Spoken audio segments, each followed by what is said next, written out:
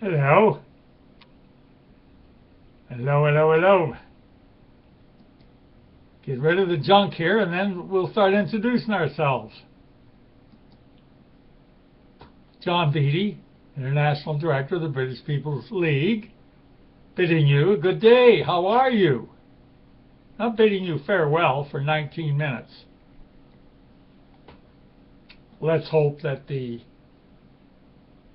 YouTube connections all work for the little boy here. How are you today? I hope you sincerely had a good Easter. Spiritually uplifting. Before we get into the show, the guts part, to finish up our plugs for our auction, our sweater auctions. This is sweater number 2. Oh, let's see, am I out of the modeling mode? The nice squares, hand knit the whole bit. Linen oil still in. Well, for the heavy detailed description as to the sweater auction and details, if you missed the show on Thursday, April 17th, the details are all there, okay? And it'll tell you all about the auction, etc. And one final little tidbit on the sweater business. The first show, the first sweater auction, we showed you the nice bands that were on the sleeves and so on. Okay, but we neglected to stand up and properly show you the nice rim trim done at the bottom as well on these beautiful sweaters being auctioned off to get some funding for the British People's League. On the Easter tidbit, I got to hand out credit to the Prime Minister of Britain, Cameron, for it takes guts these days. Actually, well, like so many conservative politicians, speaks out of both sides of the mouth, but he did at least say that Britain is a Christian nation. Very, very recently, in the last few days.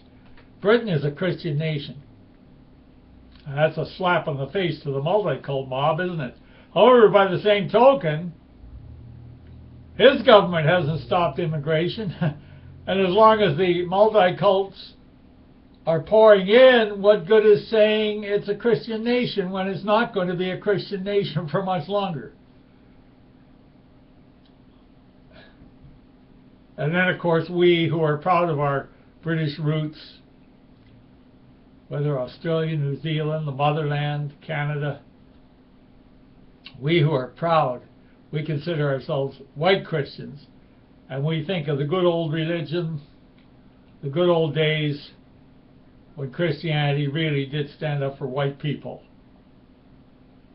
before the missionaries did their sob stuff into Africa, etc., etc. But you know what I'm talking about. Give me that old-time religion, and that was when it was for white people. And so many of the small churches in the village areas of the old white Commonwealth, filled with older people, all white, who still think of the good old days. I feel something at Easter time, not the same way that true Christians do. I just feel well, maybe relating back to childhood when everything was spiritual and peaceful and quiet. You know, before Sunday sports, it shows you how old this boy is. Before Sunday sports in Toronto, there was one day when there was total peace, and that was Sundays. So people worship whatever way they want, going to church, in their homes, whatever. But families, you know, I think it helped keep the divorce rate down to minuscule amounts. It was pure heaven. My grandfather and I'd walk up Mount Pleasant Road in downtown Toronto. You could hear a pin drop. It was so quiet on Sundays. It was heaven on earth when Toronto was white, bright, and beautiful. The peace and quiet.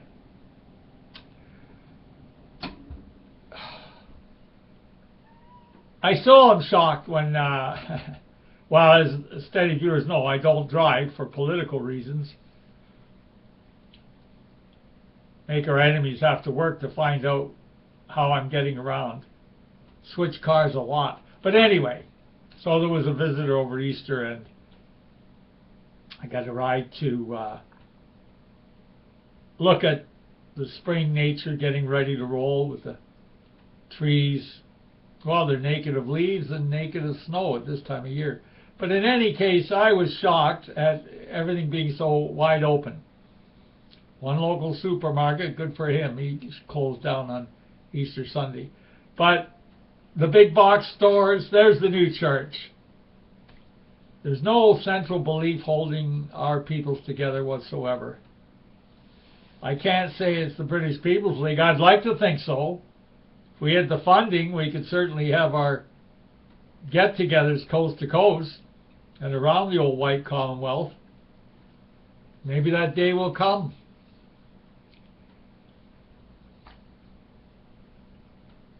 And speaking of special dates, especially in the motherland, patriots there will be shocked, the viewers of this show, to know that marked on the calendar here in Canada, today is marked as the holiday, because it ties in with the Easter weekend as well, what used to be called Easter Monday, is St. George's Day for Newfoundland and Labrador.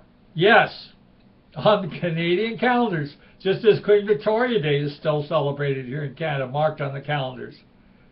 So St. George's Day, of course, officially April 23rd, but it's marked on the calendars as a holiday in Newfoundland and Labrador. So there's some historic roots showing up. And the provincial coats of arms for Canada, and the provincial flags and the provincial coats of arms are still the heraldry from Mother Britannia. So the roots are there. We just need to get some dishes washed, set out a new set of dishes. Let's get rolling. Can't call it a complete rebirth. So that's the sadness that the new churches are the box chain stores. Now the next little item today, I have to look up because it all makes me sick. You know, patriots, especially the young guys, they want excitement. Well, we can't give you the excitement yet until we get the donations, gifts I prefer to call them, to get things rolling. So those out there that can do some gifting, please do so. But the young fellows, so many get attracted to some excitement. And every now and then, there's one who gets a stiff arm. There was a beautiful demonstration in front of the South African Embassy in downtown London, England, on the 19th, protesting against the white genocide. It was beautiful. Big, big banner. Anti-racism is a code word for anti-white. Beautiful banner. Oh, probably about 20, 25 young, sturdy-looking young fellows between, I'd say ages of 20 on up to 40. So they were, it's fantastic, in front of the South African Embassy for quite a while, some of the photos, and great job showing that not all whites are finished. And then they did some personal shots a bit later. I don't want to miss out. Then they moved to a park nearby that had a statue of Mandela, and someone put a banana in Mandela's hand. How outrageous. And they held the banner right across the front of Mandela's statue. Brilliant psychological move. Moves like that, that's fantastic. Then they did some private shots under a bridge. So I guess the public couldn't see them. And out of the 20 or so, one guy had to have a stiff arm. Those stiff arm salutes is what I'm going to rave about now. It does affect it here in Canada because we've still got the British connection. We still respect and admire Winston Churchill, Sir Winston Churchill. We still respect and admire our monarch for doing the best she can when the politicians screw it all up. It's up to the people to get in the politicians. It's not her job to get in the politicians. And speaking of Her Majesty, her 88th birthday today, April 21st. So happy birthday, Your Majesty, from the British People's League and our friends, for a job well done right up to the 88th year, and she's still attending ceremonies, etc. Incredible. With Prince Philip by her side, he must be, I'm not even sure, about 92 or so. So they've done their jobs. I wish we could do our jobs half as well. I know there are those out there who say they don't have to sign half that they do. Well, they've applied the signature. The Royal House has applied signatures where they shouldn't have and where they ought not to have. But by the same token, they're giving us a visual display. The Horse Guards, the royal family, white, white, white, white everywhere around the palace. They're giving the example. Let's just say the signatures are just garbage on so many documents like the European Union crap and so on.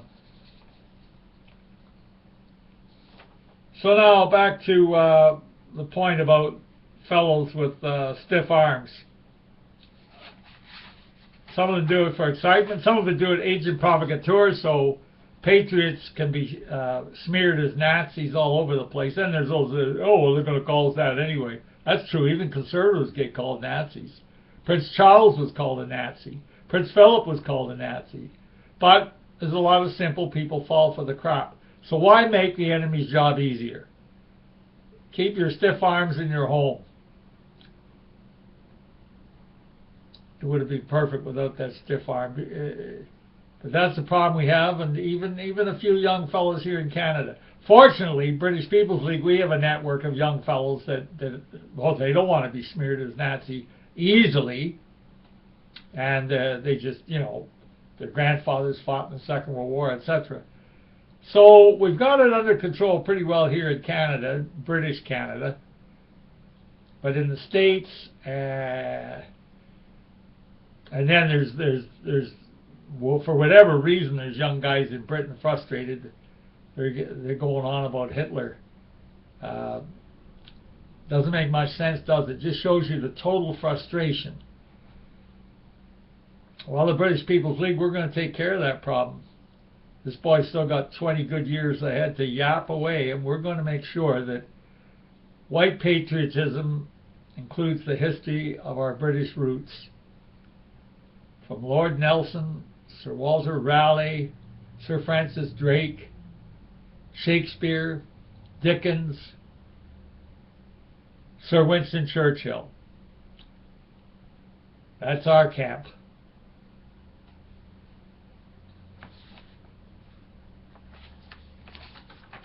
And these forums that go on and on about the money powers, whichever way you want to take that to mean, so many forums, I just wish I could ignore America, but we're attached to America here in Canada. And so many forums, they just go on and on and on about the money powers that are controlling everything from top to bottom, and they're, you know, I don't doubt it, they're absolutely correct. Money powers control the propaganda, etc. But here's the point. It's been yapped about for 50 years. Yappity yap yap yap. Oh, the money power. Oh, the money power. Oh, the money power. For God's sake, isn't it time to do something about it? Build a house of brick? The other little piggies are building a house of straw and a house of hay. And they enjoy yapping about the money power on internet because then they don't have to do anything. What has to be done, practical steps, number one, Johnny's lessons. Get on your forums and point out that you'd like to meet someone within an hour's drive of where you live. And yes, heaven forbid, name your village, even if you have an alias for a name. Name the village you're in, the province you're in, or the county you're in, whether it's Australia, New Zealand, the motherland here in Canada. And then point out you'd like to meet someone who talks our language for our British stock, our British heritage, our white race. You'd like to physically meet up, whether it's a donut shop or whatever, within 1 hour's drive. Until that is done, don't give me that crap about you care.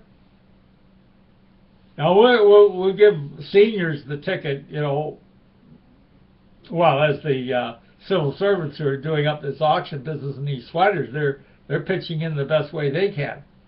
But people who, are younger and have their health, 1 hour's bloody drive, big deal. Meeting one other person that talks our language is worth 5 years of the internet. It's just an excuse to yap, yap, yap, type, type, type, and do nothing. And you never know out there. One of the earliest videos, YouTube's before we started the daily Dinosaur news, brought to you today by the British People's League, by the way. We talked about you don't know where someone is that has our shared beliefs. I'll never forget when we left the city of Toronto in 1983. For about a year before that, we had a fellow right next door, out of the blue, right next door, who had a paper by publisher out of the States, Edward Fields, called The Thunderbolt. But he was walking by, saw our Union Jack, and said hello one day, and got talking, and then he realized I had a history of fighting for our people. He went into his apartment next door. We were at 644 Woodbine Avenue, so next door the apartment building, came back with a copy of that paper and attended meetings, get-togethers. We now call them get-togethers. Oh, meetings is, oh, meetings, you hold meetings, you're a domestic terrorist. Get-togethers is still soft. But there was Frank, he brought down the paper, and that was right next door. And how do you know where you're listening in? You could have someone within 2 blocks of you talks our language. Instead, and I'm guilty too, on the internet talking to people hundreds of miles, thousands of miles away, and there's somebody 2 blocks away you could be having a coffee with. So what good's having a coffee? Well, out of 10 people you have a coffee with, maybe 1 wants to be active and assist with filing, paperwork, administrative work.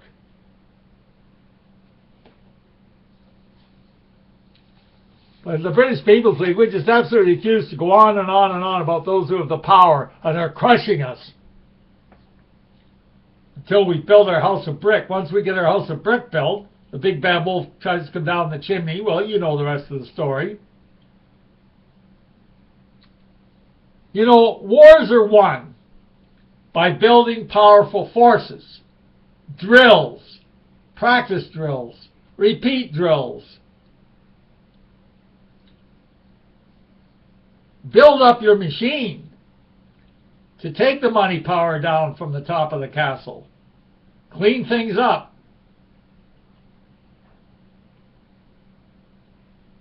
Wars are won by building up the above ground or the underground. But there comes a time when talk must cease. Yes, am I guilty? Well, I'm always searching the internet for the potentials I'm talking to you about. And yes, right here in one little village, I found a dozen people who talk our language and are ready to pick it when we have the gifts, donations to make the trips worthwhile. We're not just going to go out and pick one little village one day. We want to start out early in the morning, do 3 or 4 villages in front of the post offices, which of course are the symbol of the government, the federal government, to stop immigration, keep our villages majority white.